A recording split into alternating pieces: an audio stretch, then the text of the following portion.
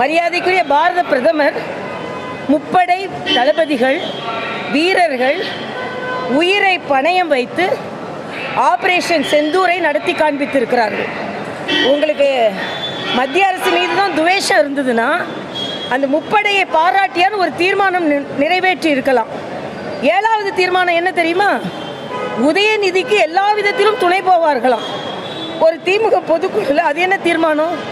அப்போது முப்படைகளுக்கு இன்னொன்று கேட்குறேன், உங்கள் கட்சியை சார்ந்த கனிமொழி அவர்களுக்கு ஒரு மிகப்பெரிய அங்கீகாரத்தை கொடுத்து அவர்கள் ஆபரேஷன் செந்தூரை போய் உலக நாடுகளில் சொல்லும் பொழுது தமிழக மக்களுக்கு அதை பற்றி ஒரு நன்றியுணர்வோடு ஒரு நிச்சயமாக ஒரு தீர்மானம் நிறைவேற்றப்பட்டிருக்க வேண்டும். ஆக எல்லாவற்றையுமே அரசியலாக்க, நாட்டின் பாதுகாப்பையும் அரசியலாக்காதீர்கள். 7வது தீர்மானம் உதயநிதி உதயநிதி எதற்காக இப்பொழுது அவருக்கு துணை நிற்கிறார்கள் என்று எனக்கு தெரியவில்லை. இடையிலெல்லாம் வர சில பிரச்சனைகள்னால துணை நிற்கிறார்களா புரியல. இல்லைன்னா அவங்க ஃப்ரெண்ட்ஸ் எல்லாம் வேறு ஊருக்கு ஓடி போனாங்களா அதுக்கு துணை நிற்கிறாங்களா தெரியல. அதே மாதிரி வக்ஃபோடு சிறுபான்மையினருக்கு எதிரானதுன்னு சொல்கிறாங்க. இல்லை, எல்லாவற்றிற்கும் மேலாக 14வது தீர்மானத்தில் ஒரே நாடு ஒரே தேர்தல் ஒரே தேர்வு அப்படின்னு மத்திய அரசு மக்களை பிரித்தாள பார்க்கிறது என்று சொல்கிறார்கள். ஒரே குடும்பம்னு வைக்கலையே. அதனால இன்னைக்கு காலத்தில் இன்னொன்று ஏமாளிகள் என்று கோமாளிகள்னு சொல்கிறாரு. நீங்கள் ஏமாளிகளாக போகிறீர்கள். எதிர்க்கட்சிகளையும் அந்த கூட்டணியும் சொல்லும்பொழுது சற்று நாகரிகமாக சொன்னால் நல்லதுன்னு நினைக்கிறேன். அப்படிப்பட்ட நீங்கள் காங்கிரஸுக்கு அடிபணிந்திருக்கிறீர்களா?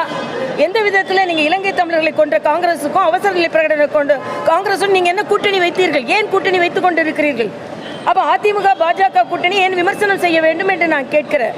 இது வாகை சூடும் கூட்டணிலாம் இல்லை. நீங்கள் பார்த்தீங்கன்னா அங்கே போகும்போது தான் தெரியும்.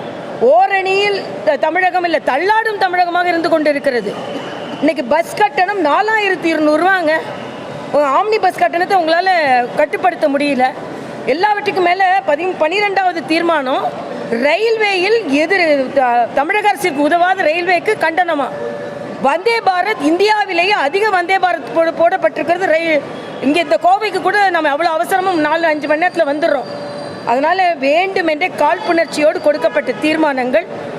குறிப்பாக செந்தூர் ஆபரேஷனுக்கு அந்த இராணுவத்தில் உள்ள வீரர்களுக்கு பெண்களுக்காவது நன்றி சொல்லியிருக்க வேண்டும் என்பது எனது கருத்து.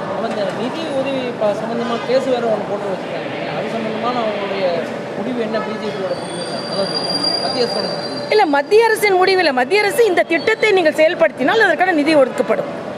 எந்த திட்டத்தை நிதி ஒதுக்கலாம் அந்த திட்டம் தானே நிதி ஒதுக்கப்படும். அது எல்லாரும் சொல்றது தான். நன்றி. குறிப்பாக தமிழக வளர்ச்சிக்கான தீர்மானங்கள் இல்லாமல் மத்திய அரசுக்கு தான் அதிக அளவிலான கண்டனங்கள் இல்லை. இதில் கண்டன தீர்மானமான்னு தெரியல. இவ்வளோ கண்டனங்கள் தேவையில்லை. நீங்கள் கன்ஸ்ட்ரக்டிவாக இருங்க, டிஸ்ட்ரக்டிவாக இருக்காதுங்க என்ன கேட்டால். அதனால் கண்டனத்திற்காகவே ஒரு பொதுக்குழு போட்டு கண்டனத்திற்காகவே தீர்மானம் போட்ட மாதிரி இருக்குது. நாம் தமிழகத்தை மேம்படுத்துவதற்காக தீர்மானங்கள் போட்டால் நல்லது என்பது எனது கருத்து. இல்லை, அது அவங்க கட்சி கொடுத்துருக்காங்க. ஆனால் அவர் எதற்காக ஆரம்பித்தார் கட்சியை? திராவிட முன்னேற்ற கழகத்தை ஒழித்து கட்டுவதுன்னு சொல்லி தான் கட்சி ஆரம்பித்தார்கள். இன்னைக்கு அவருக்கு கூட சேர்ந்துருக்கிறாங்க. அதனால இதெல்லாம் சந்தர்ப்பவாதம். நேராயிடுச்சுமா. ஒரே பிஜேபியும் அதிமுக ஒன்றாவே இருக்கீங்க, எல்லா பக்கம் போயிட்டு வரீங்க. தேர்தல்